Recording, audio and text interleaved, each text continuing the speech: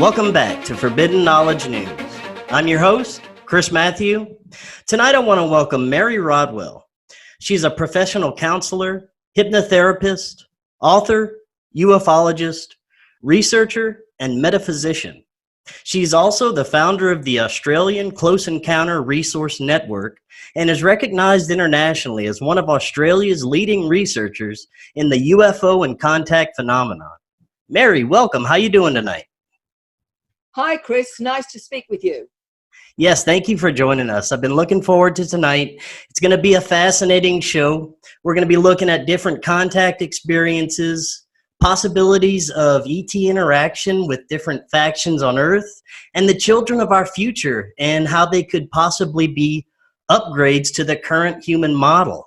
But before we get to any of that, I'd love to hear what got you started down your path and doing this research. Well, I have to say, for those that don't know anything about me, 40 years ago, I was a nurse and a midwife. And if you'd said to me that several years later, in my latter years, I would be traveling the world talking about UFOs and aliens, I'd have probably sent you to the nearest psychiatrist. So things have changed, let's put it like that. And it came because I ultimately became a counselor working in a medical practice.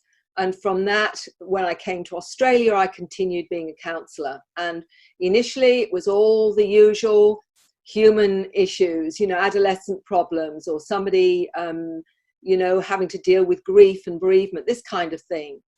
The interesting thing, Chris, is that when people open up to you, they often talk about unusual experiences. They will, if they've lost someone really close to them, they may say, well, I feel they're around sometimes. And I get a real sense that I can feel them, or my mum's perfume is around sometimes. I feel mum's there.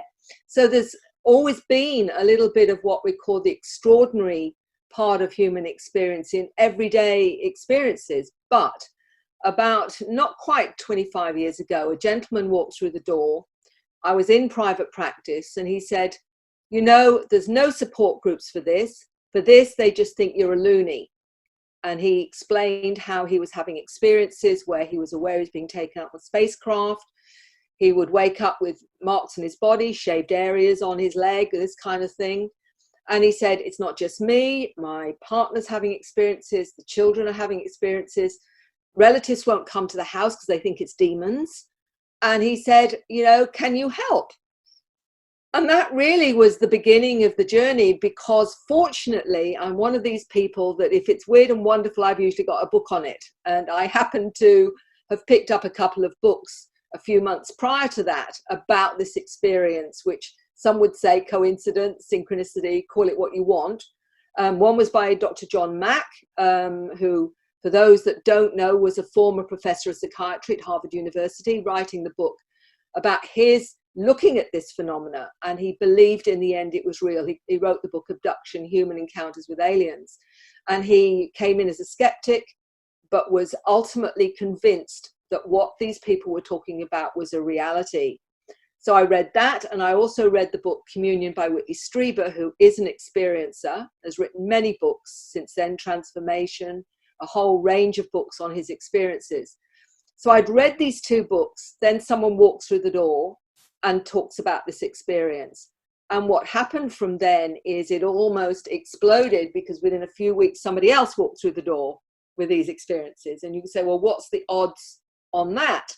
And then as I started to read more and connect, I found more and more people everywhere, from, lawyers, doctors, nurses, social workers, farmers, housewives, children, all talking about similar kinds of experience. And then since then, it's 3,500 at least now of people who I've connected with across the globe that have had some form of encounter experience. Now, based on your experience with these contact experiences, were most of them positive or of negative nature? Well, to start with, it was mostly negative, because people were scared. They didn't know what these beings were interacting with them for. They would remember certain flashbacks of being perhaps on a table with procedures being done, feeling helpless. Again, not being able to talk about it was even more scary because they were afraid people would think they were crazy. So the fear was not necessarily always about what happened to them, but more about how people would judge them or that they were going crazy. What I discovered was that as you helped many of those people, their attitude to it may very well change. And ultimately, many of them will change from that fear base, the more they understand, into something that feels like a process of an evolutionary process that becomes more positive. But there's still a small percentage that have no way of judging this other than negatively. But Chris, I don't know how much you know about this or your audience, but some of that is also related to the military abductions. And that's part of the reason the most traumatized, I call them, are usually military abductions, not extraterrestrial. What percentage would you say is actually my lab abduction? That one's a very hard one to know. What we did do with an organization that I'm one of the co-founders, which is the Dr. Edgar Mitchell Foundation for Experience and Extraordinary Research, is when we surveyed 4,200 individuals with 600 questions. What we discovered was that about 15% were still highly negative, and about 85% had ultimately not wanted this to change and were benefiting, they believe, from the experience. Of that 15%, how many were my lab? We still haven't got that kind of data, although that is something I am sure we'll look to in the future. Now, most of the mainstream contact experiences you hear about are encounters with greys or beings of that nature. Is that what you found mostly in your regressions, or were there other types of beings? It's a good question, Chris. And to be quite honest, that's the popular understanding is mostly it's greys or reptilians, or et cetera, et cetera. Well, actually, there's a huge range of humanoids. The greys certainly figure higher than some other species. What we discovered with the free surveys is the one that's most seen is the humanoids. After that are the greys. But the thing is with the greys, there is not just one species of grey. One lady explained to me that she knew of 165 species of grey, for example.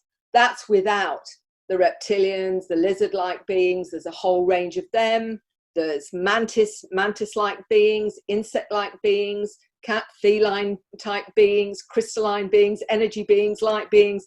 The list goes on. And so the mainstream public, due to media, due to the films they've seen, primarily have this thing in their head that mostly it's the grey Zeta-type beings. And that is not the case, although they do feature in a lot of encounters. Now, the more I, find out about the greys, the more stories I hear, the more research I do, it seems to me that they are some type of biological robots. Not all of them, but possibly a good portion of them seem like to be sort of like a hive mentality and sort of like drones. Do you find that to be true? There are certain levels of consciousness in the Zetas or the greys, certainly. Some do act almost like they've got a job to do, almost robotic in their responses and what have you. But the higher upgrades of grey are highly intelligent, highly aware, and many have shown emotion, feeling, sense of humour, a whole range of things. And there is a sense too, when people talk about being visited, we're not just talking about extraterrestrial biological entities here. We're talking about interdimensional beings, extra-dimensional beings, trans-dimensional beings, and beings potentially from our future. And the Zetas, some of them at least, are said to be, and I don't know if this is true, alleged to be from our future. And the reason they're interacting with us is because they're saying you don't want to end up like us because we've lost a lot of what made us human, and they're wanting to change the future for that reason. I don't know if that's true. All I know is that many of these different intelligences, one of the biggest messages is that we've got to look after our environment, the planet. We've got to look after each other. We've got to be very careful about how we go technologically, all saying that we don't want to head in a certain direction that may end up with us being in a similar kind of situation. Now, you're always hearing the negative stories about the reptilians or the mantis beings. I'm wondering if there are just good and bad in every alien race, or if they are just all bad reptilians or all mantis beings are evil. What have you come across in your research? I have a real problem when people, categorically say these are good or these are bad, because the stories that I've heard, and remember, I'm talking about many thousands now, often when they first have an interaction, they may feel they're bad because they don't understand. And then that can change into something where they're teaching me something or showing me something. From what I hear, some people have had some amazingly loving interactions with reptilians, for example, and said my interactions were not like that.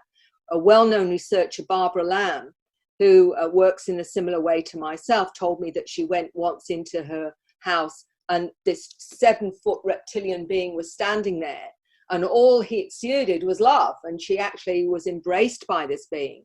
So I have a sense, it's exactly as you say, that they're also on a journey. Some of them prove to be more loving than others. Some have their own self-serving agenda. That many have loving interactions with the mantis beings. And one little 8-year-old boy said that's where he comes from, that his ancestors are mantis, and that when he dies, he's going back to his ancestors, which are the mantis.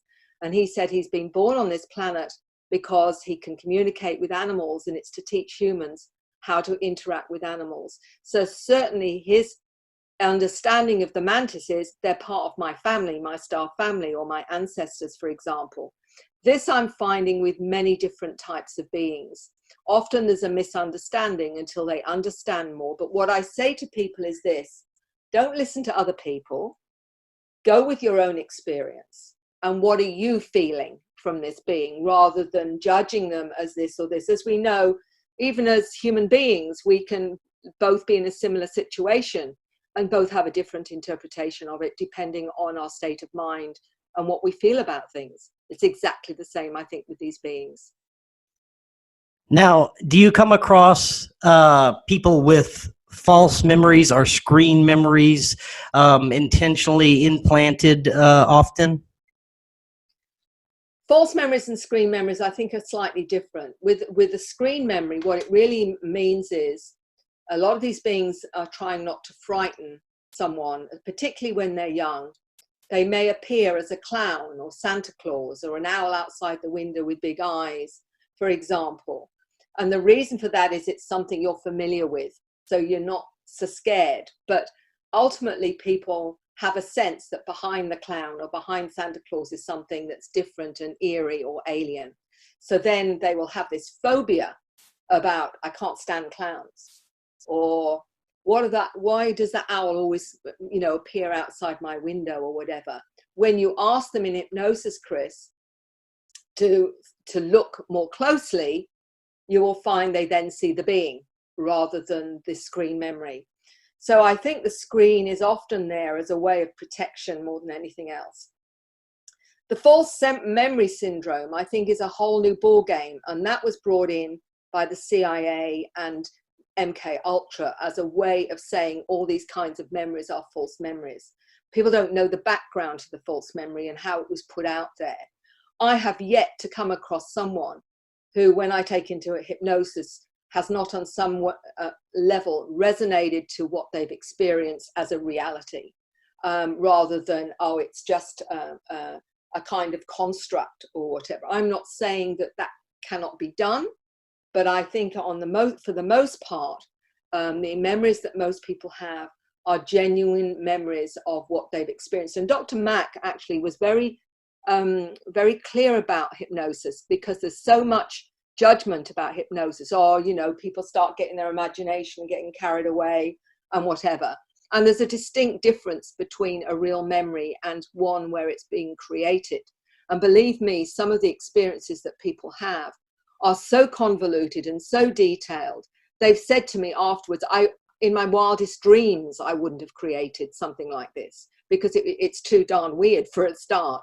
And what Dr. Max said about hypnosis was, because we allow the subconscious, who tapes everything that we experience without editing, that actually has more integrity than conscious memory, because we're inclined to edit conscious memory to fit our paradigm, whereas the subconscious doesn't do any editing at all. So in fact, hypnosis has more integrity, not less. And that's what a lot of people don't understand.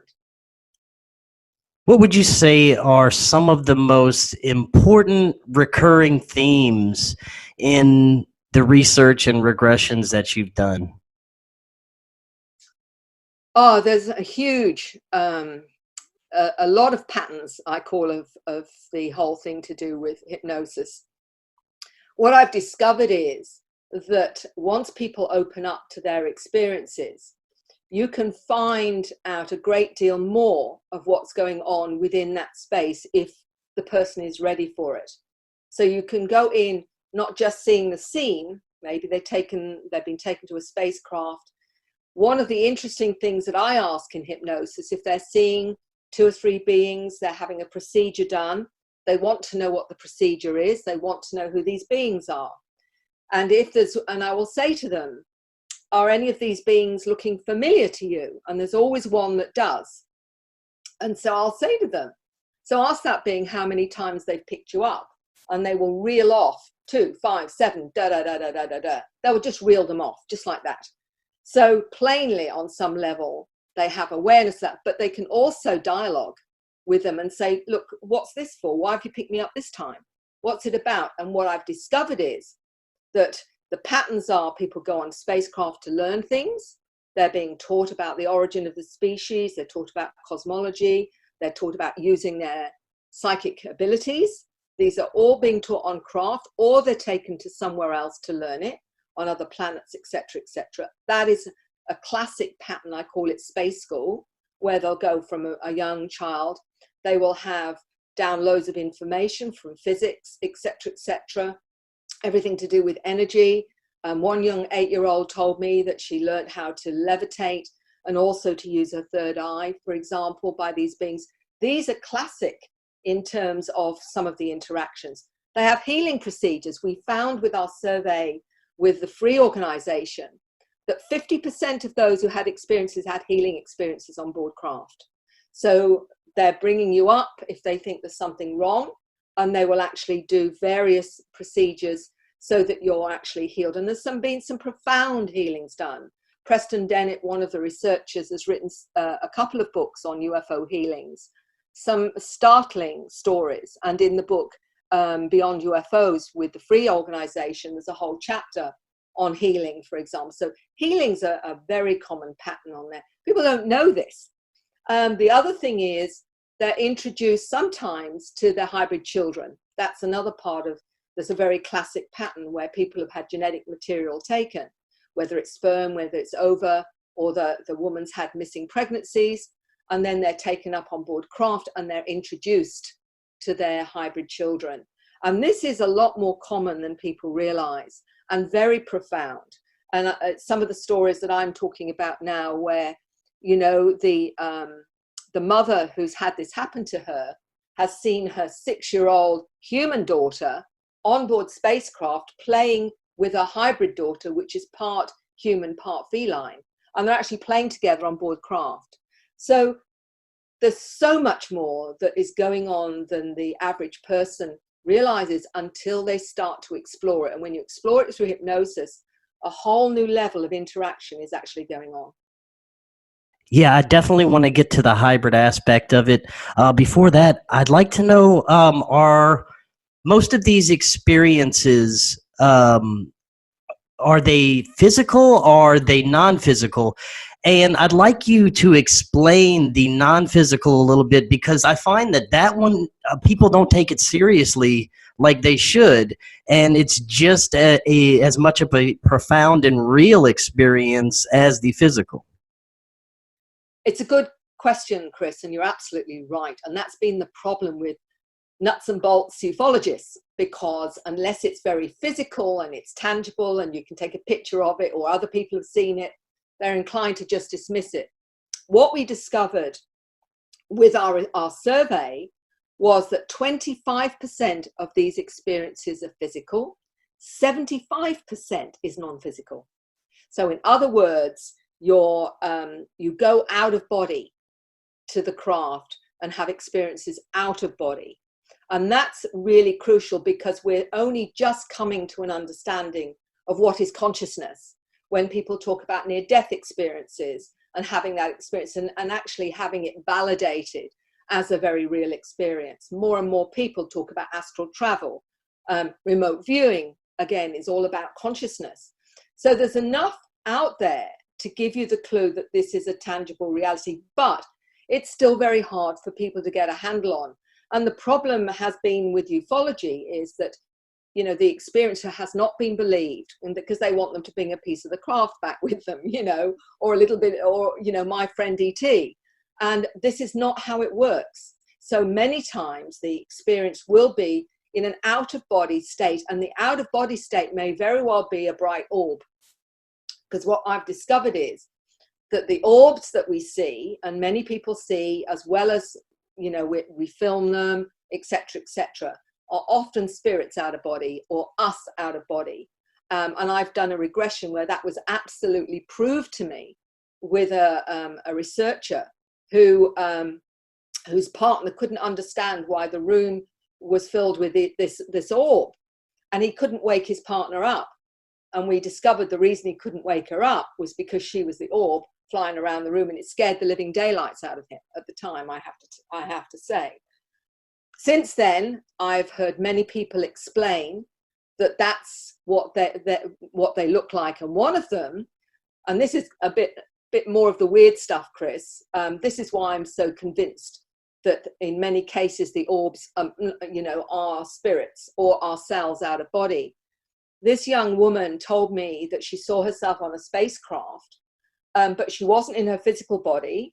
She had been moved into an ET body as a scientist. She said, I'm a scientist on board craft, and I'm in a grey body, and I have work to do. So I said, so how do you get back to your human body? And she said,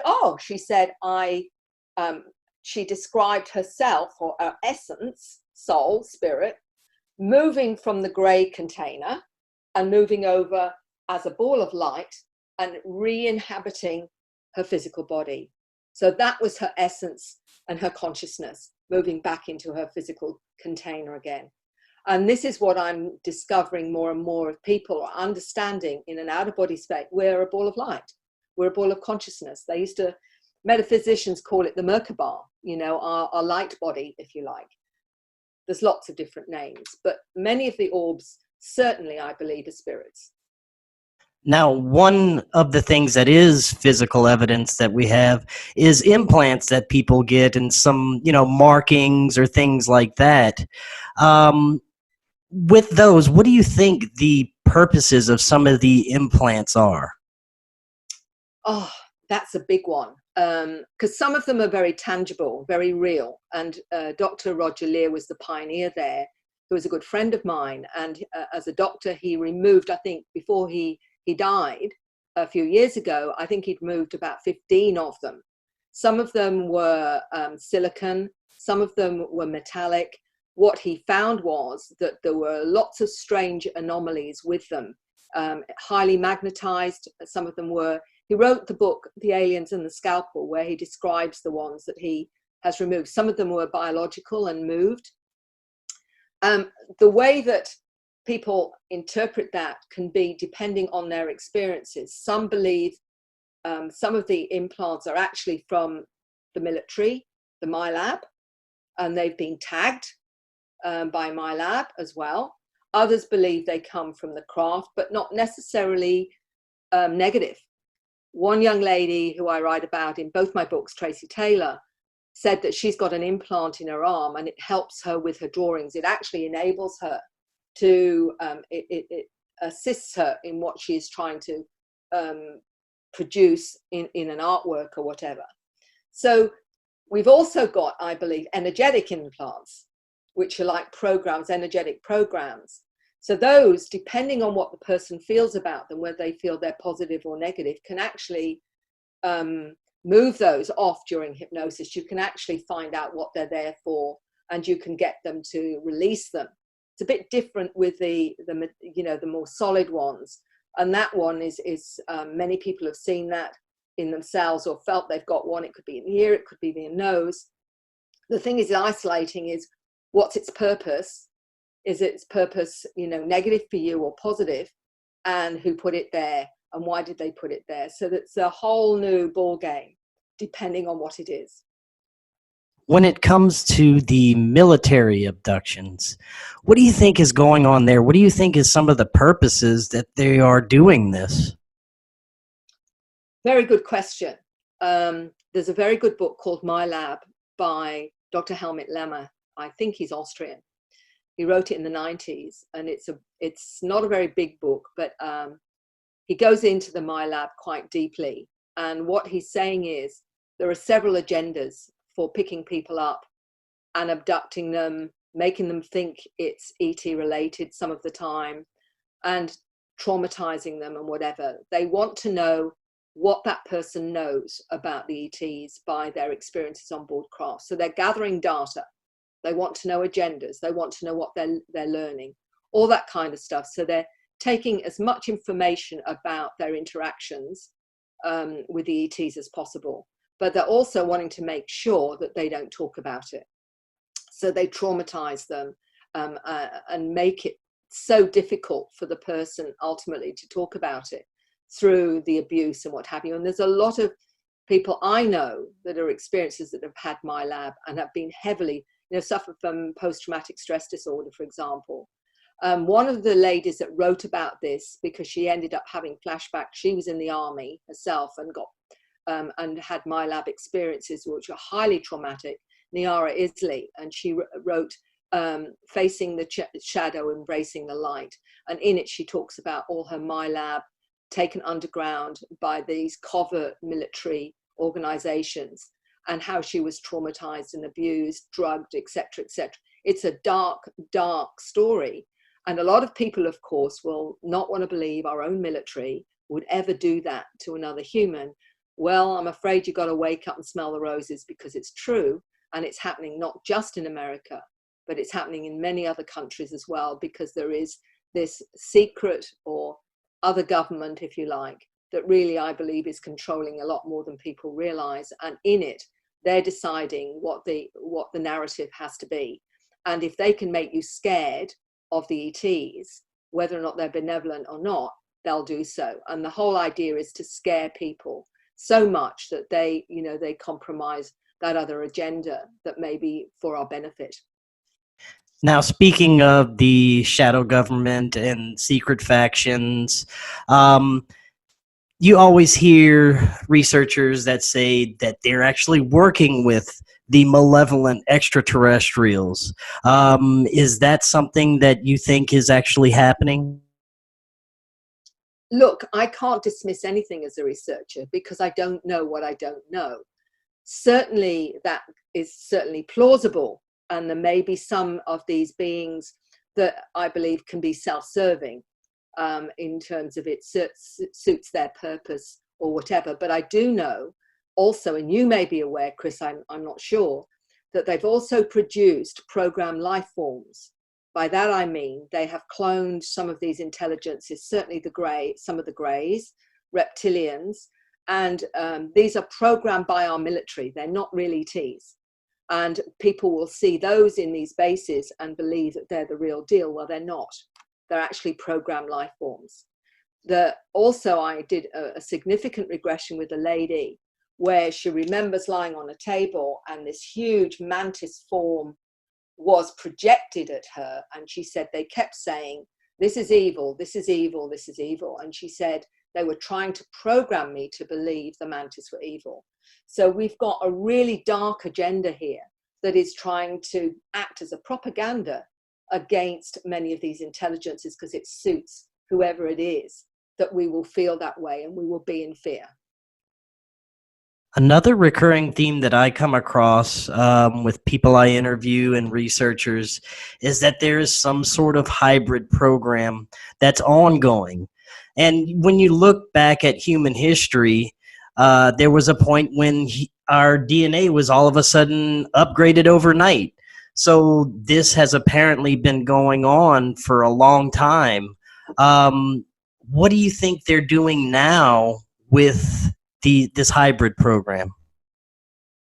Well, you're absolutely right, Chris. I agree with you and believe from my research exactly the same thing, that we're actually a hybrid species, that the understanding is the so-called gods and all the mythology about the gods visiting and whatever were actually ETs, and they were doing genetic engineering with the resident hominid there. And you're quite right. The evidence talks about a missing link, and suddenly we're upgraded with twice the brain size Homo sapiens. And we have their DNA. So people say to me, so why are they interested in us? That's why they're interested in us, because we're part of them for a start. But what I think has been happening is, because they've been watching our evolution over the centuries and whatever, and we've reached a very dangerous part in our technology. Why are people seeing more craft than ever before? Why are more and more people experiencing encounters and whatever? I believe it's because they're very worried about where humanity is going with the technology and what we can do to destroy ourselves and destroy our planet. So I believe there's a rapid upgrade of in our consciousness at the moment, so we don't do exactly that and end up destroying this planet, or certainly destroying ourselves in the process. So I feel that there is some kind of agendas from multiple different intelligence, because we know some of them are working together for sure. You can go on a craft with someone and they'll see a mantis, they'll see a grey, they may see several humanoids all working together, and the mantis are the master geneticists. They're the ones that do a lot of the genetic alterations and what have you anyway, and they talk about them being right across the universe, that they're actually seeding other planets all the time. They're doing this everywhere in our universes, not just planet Earth. It's what they do. They're seeding other planets, etc., and seeing how different genetics, different mixes actually work and what happens with them. So in terms of this whole hybridization, what I think is happening, it's becoming more obvious now where they're doing different programs. And we've got, these labels we're giving to the new generation, such as indigo, crystal, children of light. And then we've got the less positive labels like ADHD, dyslexia, some forms of Asperger's, autism and whatever. I believe they're all in the same pocket. They're all in the same group. It's just that one is appearing more dysfunctional. What is really going on, I believe, with these new programs is these children are different. And why are they different? Because they sense more than the 3D human up to date. They've got more awareness of what's going on. And we need to have that. We need to understand more of our multidimensional self if we're to change society and to change the way we live, and to look at everything in a new consciousness of everything is sentient in some form or another, and that we're supposed to connect with that consciousness rather than think we're the superior ones and everything else is of no regard. Now, what are your thoughts on that? The autism is actually being caused by the vaccines and some of the environmental factors that we face today. What you're saying is very interesting. I just hear that so much that it's such a bad thing. Autism is always referred to as such a bad thing, and it's being caused by these vaccines. What are your thoughts on that? It's a good cover-up for the ones that are truly being born autistic against the ones that are being created chemically through the vaccines. That's a whole new ball game, and it's an insidious one. It's a way of shutting down a lot of those new aware souls that are coming in. It's a very good way to chemically interfere with that. But there are those that are born, or just like the Asperger's and what have you, there are a new model. And what gave me a clue with the ADHD was I couldn't understand, knowing that this is intergenerational, that every generation was being upgraded after contact to become more aware. Then all of a sudden I'd have parents with a child who was diagnosed as ADHD or Asperger's. And I kept thinking, so why would this be? Surely that's not an upgrade, is it? And when I talked to a gentleman in his mid-years, he said, Mary, I didn't know until now that I'm actually would be diagnosed as ADHD. And he said, I only know that I saw reality different to everybody else. I saw a complexity of reality that nobody else seemed to see. And he said, and I could make sense of it.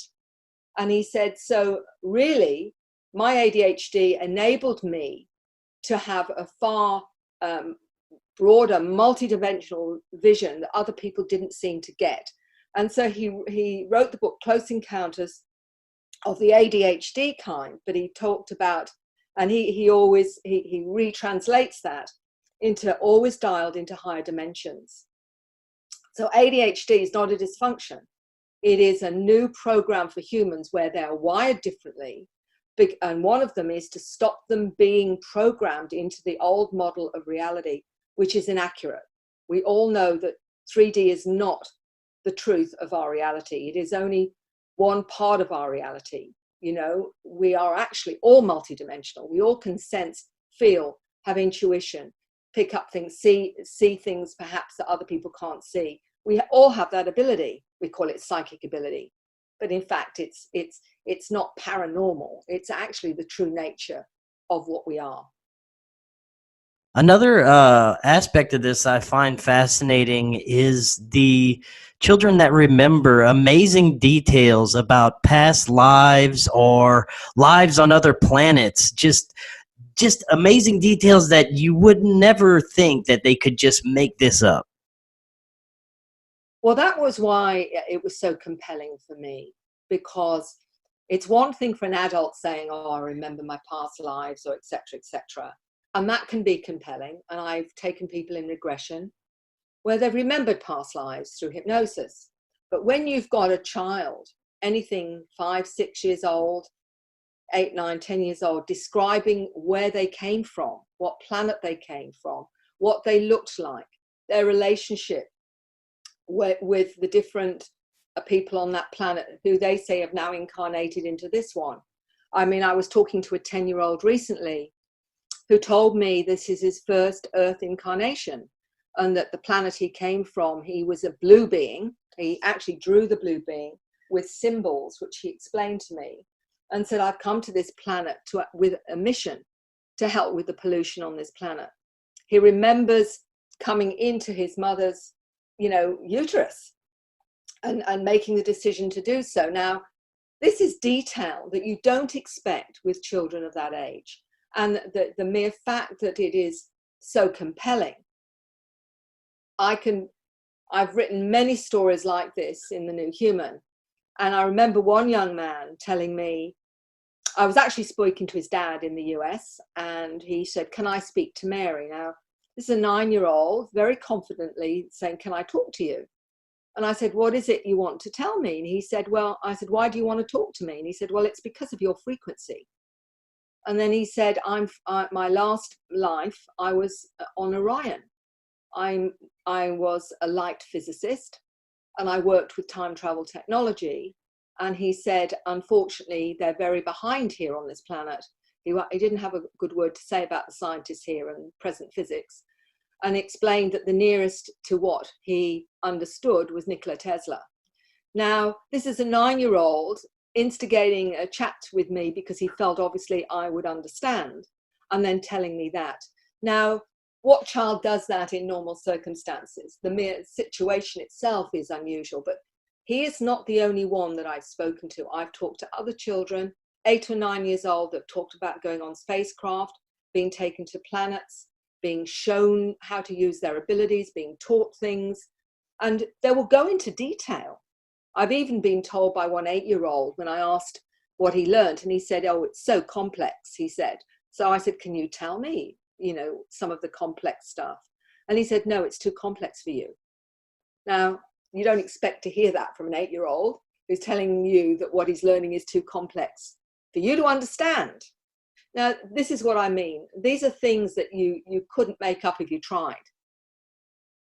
Now, are you finding, you mentioned that some of them are coming in knowing their mission, knowing what they have to do in this life. Is that something that you find a lot often, that these children are choosing the life that they're going to live and their mission and goals? Certainly, some of them remember literally that. I remember one 9-year-old telling me that he was describing the spirit as a will-o'-the-wisp. He said, and then I looked through the lives that I could choose, and I chose this one. He said, and then I found myself in mummy's tummy. So he described the process of incarnating exactly. And he even explained why he chose his mother and what she had to offer him in terms of supporting him in this life. Now, this is extremely fascinating that they have that kind of memory. They have memory, as I say.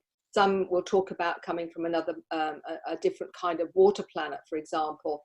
One young man was talking about him coming from a water planet, and then actually saying to his grandparents, and you were there too, and saying, but that time you were in this form, you weren't in that form, or whatever. So they can relate to people around them sometimes as coming from a similar place. A crystal, one was a crystalline planet, for example, where the young girl remembers one of her family being there with her on this crystalline planet and going into detail about it, and then saying, I chose to come here, and even understanding, some of them saying, this is my first lifetime on Earth, or whatever. So it's detail that you'd expect an adult to understand and to mention, but certainly not a child under 10.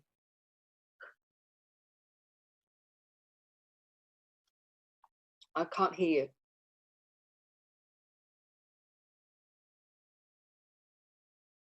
Oh, sorry about that.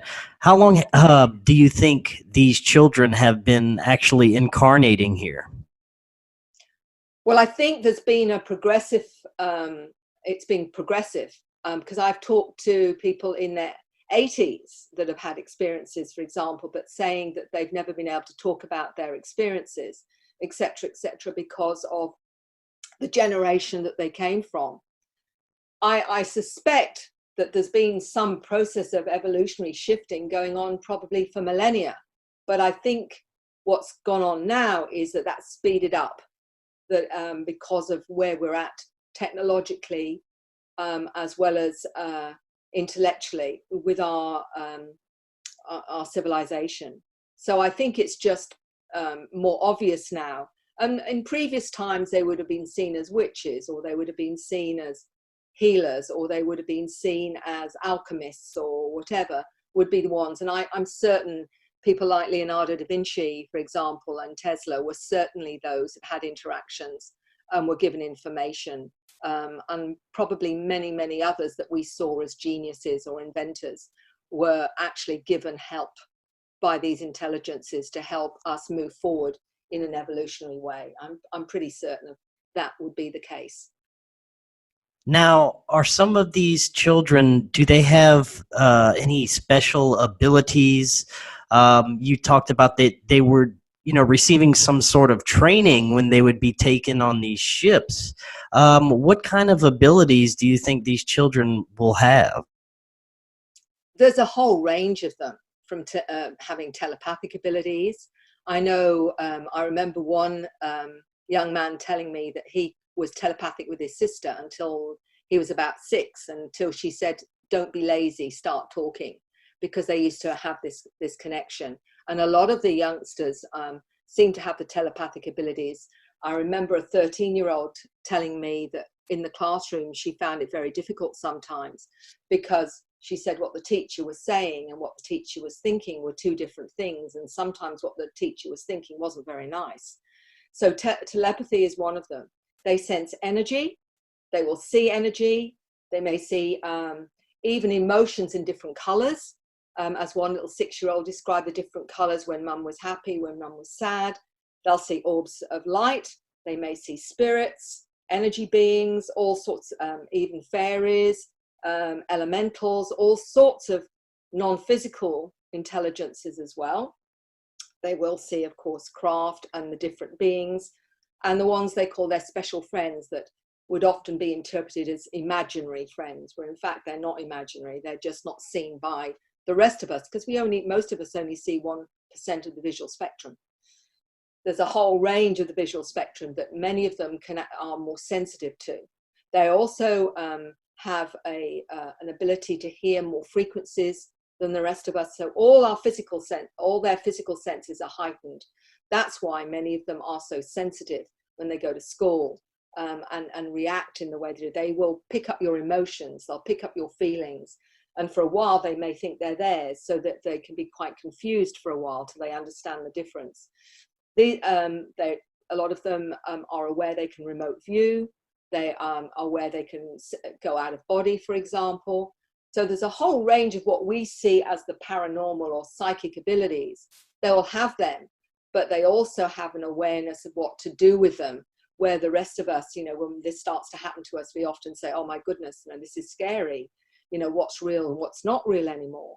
And that's the problem with society at the moment, is that it's shut down from its multidimensional awareness because we're so afraid of being seen as crazy or different, something wrong with you, you're just imagining or whatever. So because of that, we don't own our own abilities and our own awareness. And many people come to me as they're having encounters and they're opening up intuitively. They start to see things, they start to see beings, they start having interactions, and they're scared because they're afraid that if they tell people this, that the first thing they're going to say is you need to see a psychiatrist, or you should take some medication or whatever.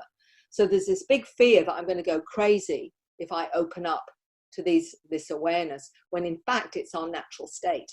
And this is what the beings are trying to do, is to get us to now open up to that part of ourselves that we need to, if we are going to interact healthily with these intelligences who are part of us.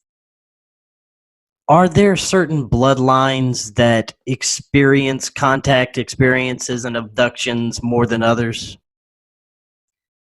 All I know is that a high percentage of those that have Rh negative blood a lot of them seem to have encounter experiences. I'm not saying that all the other bloodline, the different types of blood groups don't have them, because of course they do. But that seems to be a significant one because it's so different. And there is, interestingly, I think it's in Europe, I think it's the Basque population particularly have a high percentage of the Rh negative. What the Rh negative is saying to us, I think, and this is my own view and some others, that it's more of the added genetic mix that we have, and that is why it's incompatible often with all the other Rh positives and whatever, because it's coming from somewhere else. So that's as much as I know at the moment. I would love to have more understanding about how we're going to know more about the DNA and where we can identify the anomalous parts of our DNA. And I think that probably the military already know, but the rest of us are kept in the dark, just like everything else. But there is no doubt that it's linked, I think, to some of our additions to our DNA. Now, right now, there are a lot of interesting things happening with disclosure overall. The leaks from the military, all the sightings around the world, and actually people acknowledging that the phenomenon is real. What are your thoughts on the whole disclosure movement right now and where it's going? Do you think that we will see full admittance or disclosure coming from our own government anytime soon? It's a good question, and certainly it's heartening to finally get a bit of the drip feed, and I call it the drip feed, of getting people to realize now that at least they're talking about UAPs in other words, UFOs, which is unidentified aerial phenomena now, the fancy name for UFOs. The bottom line is that they're admitting that they don't know they're saying that they're real. They're not saying, but they're also saying they don't know what they are, when of course they jolly well do. But it's interesting that that's been picked up by the media, and all of a sudden there's all this fantastic, oh, isn't this amazing, and all the rest of it, where the rest of us are going yawn, yawn, yawn, yawn, yawn, because we know full well you've known about this for the last 80, 90 years.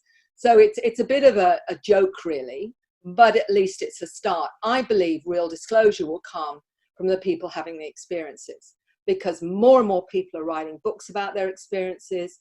We're having more and more investigation into the whole area of consciousness now.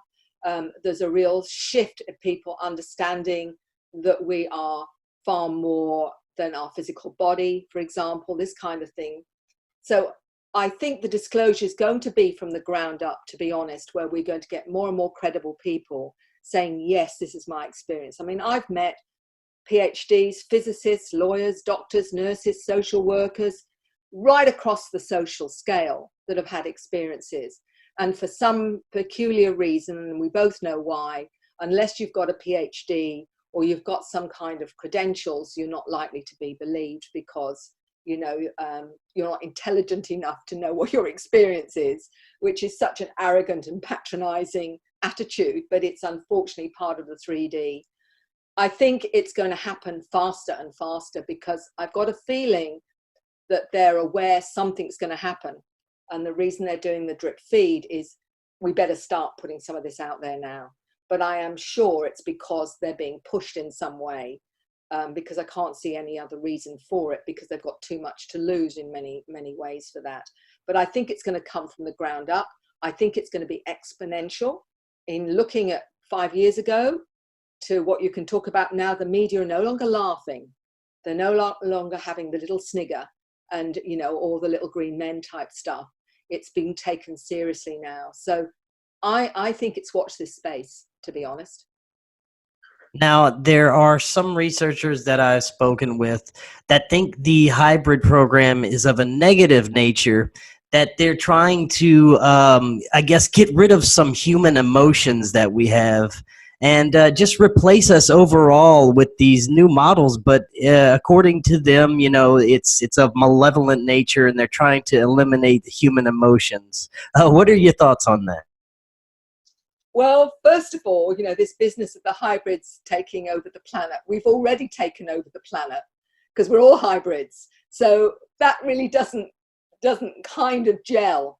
What I am seeing is more that we are becoming more aware, more multidimensionally aware, not less. We're not becoming limited. We're actually expanding. So there's less chance of you being taken over when you're an expanded human. Let me give you one example of a 7-year-old that spoke to me. And he said to me, I can tell when someone's lying and when someone's telling the truth. And I said to the 7-year-old, so what does that feel like? And he said, well, if they're lying, I just go all cold. And when they tell the truth, I'm warm. So this is a child of 7 that can look at you and know what you're speaking about is either the truth or you're lying. Now, he's just one that can actually discern that. Imagine what we're going to get when more and more of these young souls come in, like him, hearing stuff go on and saying, well, that's not right for a start. That's not the truth, whatever. Taking over the world will be, in my sense, it's an evolutionary shift in consciousness that's going to shift this world. And to be quite honest, we need it. Because at the moment, what we've got running the show is who's the biggest and the best and has got the most artillery. That's not exactly in humanity's interest, I don't believe. And I don't believe most people want that. I think most of us would like to live in harmony with one another and all of us be able to feed our families, all of us, have a stake in this beautiful planet and whatever. That's certainly not about each one of us wanting to control everybody else. That's what we've got at the moment. So anything that shifts that, as far as I'm concerned, I'm for it. And this whole business of taking over, well, we have been taken over, and it's been about power and greed and self-serving and whatever. That's already in place. let's see if we can change that. And whatever can change that in these new upgraded humans, I'm all for. And that aligns with many that say we are headed into a new era. I do see many people that are awakening to everything that's going on now. With these children coming in, where do you see us going, say, the next 10, 20 years in the future? Do you see a much better place than we're at now? Well, interestingly, Chris, I've been listening to many of not only the children, but the young adults and the other generations. And I ask, what's your sense of our future from your connection to the beings? Because some of them communicate with them, they have downloads and whatever. What's your sense? And many of them sense there's going to be some significant changes. And some have called it an event.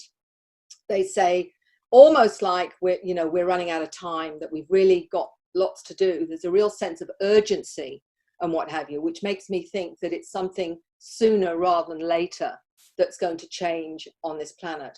But ultimately, all of them seem to think that when we get past this, darker time where there's going to be all these shifts, that we're going into a whole new kind of era.